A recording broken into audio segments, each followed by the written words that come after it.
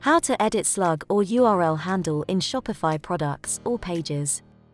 In this example, we are going to modify the URL or handle of a product. Go to the Products tab.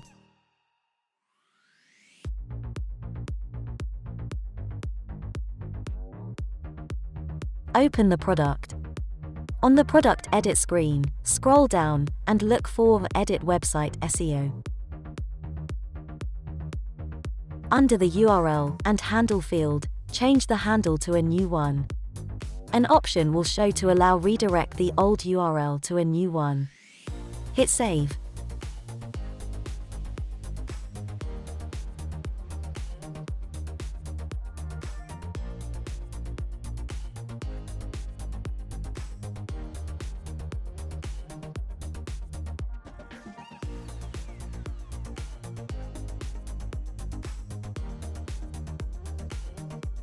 Thanks for watching.